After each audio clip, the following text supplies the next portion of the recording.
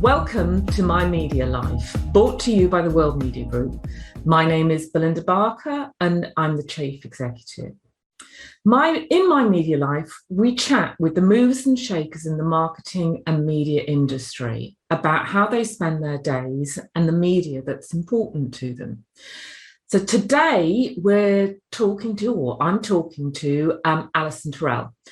Alison is the Global Head of Marketing at Silver Cloud Health. Now, I first got to meet Alison back in her days working at Spark Foundry, where she was an award-winning, fabulous awards, like the World Media Awards. She was an award winner. And before we get into the main body of My Media Life, I'd really like to ask you about your transition from London to Ireland, where you are now, and your new role, because that was quite a significant step change. It was, and it was completely driven just by the world at the time, and completely unplanned as well. So just before the pandemic, I traveled quite a lot as part of Spark Foundry, either to see clients or I had the flexibility to be at home in Ireland to see family every now and again. So I'd arranged to fly home to Dublin just to help look after family for a certain period of time. And during then the pandemic hit. So I got stuck in Ireland. And couldn't come back and had to continue working from Ireland for Spark for a considerable amount of months until it got to the point where I was kind of, I don't see an end to this. Should I start looking for another opportunity, so to speak? And this Silver Cloud came about. They reached out to me and I just fell in love with the whole mission of the business, to help people get more access to mental health support. So it was serendipitous in that it just felt like it was the right time, but completely unplanned, didn't see it coming, hadn't thought I was going to leave media. But it worked out well. Amazing. So seems like a slightly odd segue, but what does the media industry mean to you as an individual? If I look at my career, the media industry has taught me the most about uncovering what matters to the audience. So, ensuring to create value, knowledge exchange, the importance of context, trust and authority on topics, and then the art of storytelling.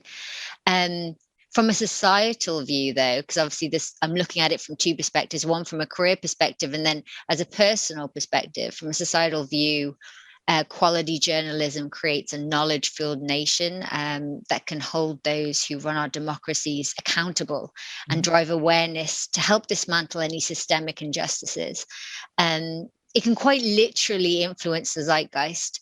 And that said, even talking about quality journalism, it's becoming, or what feels like it's becoming, fewer and far between, with whether it's a questionable alliance of a publication to a government body or to a politician or to some billionaire, or whether it's, you're looking at social media journalism.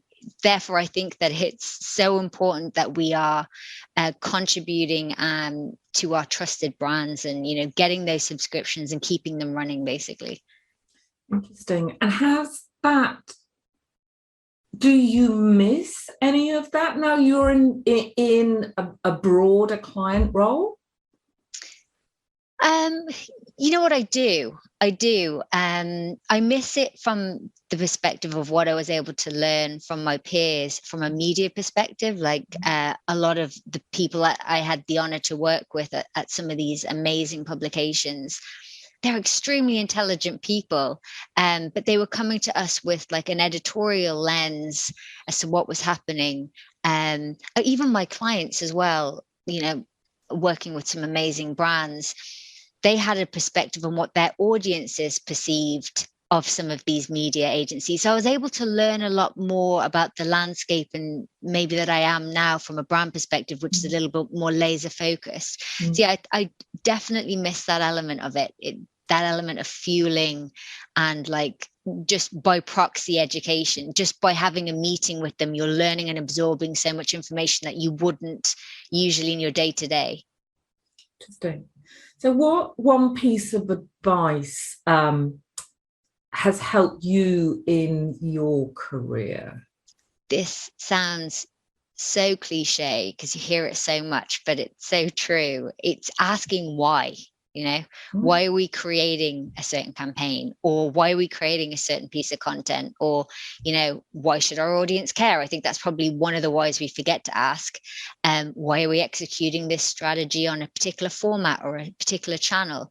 Because when we stop asking why, we lose the power to cut through and to actually be effective, and we become very samey, which I think a lot of brands can be guilty of.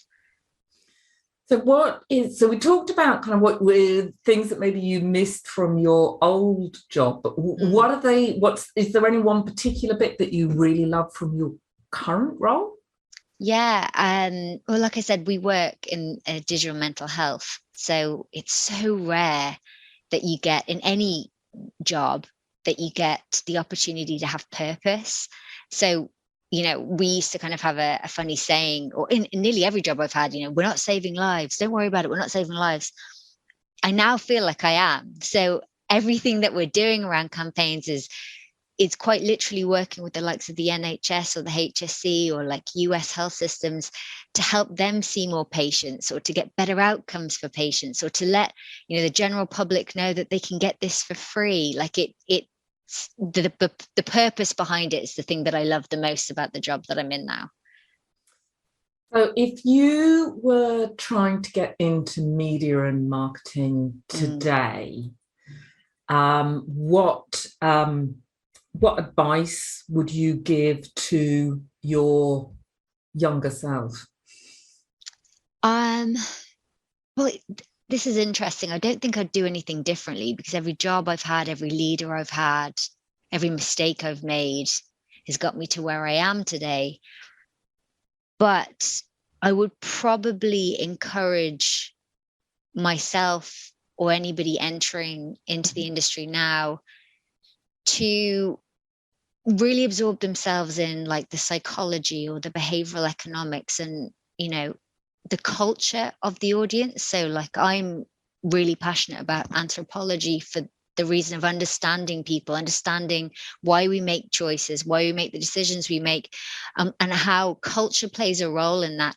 Because if you understand your audience to a better degree, you're going to make a more intelligent campaign that means more to them, but also creates better results. So, rather than just going and listening to the same old marketing gurus who I feel just say a lot of jargon and say the same thing over and over again, try and understand people, because essentially marketing is understanding people. So that would be my advice. Do you have a secret talent? Yeah, I don't know if it's a secret, because this is the only one I ever give when I get asked this question, but I'd say that I'm a creative problem solver. Like when I think of being creative, I'm like, oh, painting, or being amazing at guitar. None of those things I can do. But if you said to me, Alison, we need to get from A to B and we cannot see a way through it, that's when I can shine. That's when I come to life. So yeah, I'd say creative problem solving is my secret talent. So moving on to your media, what's kind of your normal media diet in a day? Currently, it would be Irish Times. I enjoy The Atlantic. I enjoy my subscription of The Economist. They would be my current for daily news. So The Atlantic is perhaps a brand that not everyone will be that familiar with. So I'd be interested to know what it is that you get how you came to the Atlantic and what it is that it adds to your media diet. It's a good question, because I hadn't heard of them prior to working in media either. And actually it was working a lot with UBS and the sheer expertise that they have for their audience, right? So we were doing a lot of research and strategy around what their audience, which would be very intelligent people, would be consuming. And the Atlantic came up time and time again. And as part of my job, I need to understand the journalism. I need to understand the narratives of each. So I was delving in deep to kind of like understand it better for myself. And I really enjoyed the Atlantic. So therefore, I became a subscriber of it myself. And the journalism of that, say, versus, the others that I'd read, like the Irish Times or the Economist, is that it feels to me personally a lot more lean back and enjoy it. It's real storytelling for me. I enjoy it so much that I share it with my father, who also loves it. And when we were getting paper copies, as soon as I'd finished it, cover to cover, I'd give it to him, and then we'd talk about all the different articles. But it was something that I enjoyed, like actively enjoyed reading, as opposed to reading it to understand what was going on in the world. Interesting. So talked about the brands that are important to you. Are there, what else is in your media diet? Yeah, I probably listen to podcasts more than I do any other type of media. I have been for many years now, but it seems to have become the standout media format for me. And I like it because, you can have traditional brands on there, like, New York Times have The Daily, FT have The Economist, like a lot have their own, which is great. And they're a slightly different take on the publication. But there's a lot of independence as well. And you get a different perspective from them in that they're not being fueled by any sort of advertising or anything like that.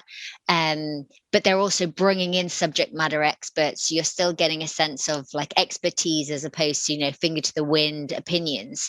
But I really enjoy podcasts for that reason.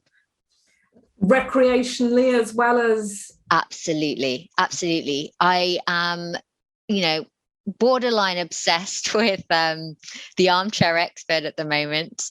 They have like kind of mini-sodes within their series, so the variety is huge, but there is an expert on something all the time. So you're absorbing information, but that you're finding interesting, and the hosts are asking the questions that you as a nobody would want to ask too. So it's great. You feel like you are listening into a conversation with friends.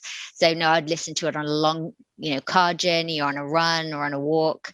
So no, yeah, love them. Oh, interesting. Well, I haven't. Armchair Expert's not one I've followed, so I will check it out. Thank you very much. Check it out. So we're talking about you consume podcasts recreationally, but what else do you do to switch off? Admittedly, I haven't quite mastered the switching off, but during lockdown, myself and a group of friends had committed to doing a daily practice of meditation, and we got through, I think, nearly a year and a half every single day doing it together, and keeping each other accountable. Now, admittedly, that's fallen off my radar a little bit, but I do try and take 5 minutes every now and again, whether it's a meditation or some breath work. It's something that I definitely need to put more attention on, Belinda. I think it's something, I think it's an active practice that we need to keep bringing ourselves back to. So who or what inspires you? The story of entrepreneurs, more recently, not just the story of entrepreneurs and how they hack through their success and find opportunities for themselves outside of the standard template of success, but I'm also finding a lot of inspiration in the little things, like I spend a lot of time in nature or hiking, or, just discussion with friends, or again, listening to a good podcast. They fuel a lot of my ideas now. I feel like a good hike could help me unlock, the solution to an issue I'm having, whether it's in work or in my personal life. So I feel like a lot of my inspiration these days is coming from good conversation, nature, and then a good podcast. That's amazing. Thank you so much for spending this time with me this morning. I'd love to learn more about the step change between London and Ireland, and hope to talk to you again soon. Thank you so much, Alison. Thank you. Thanks for inviting me.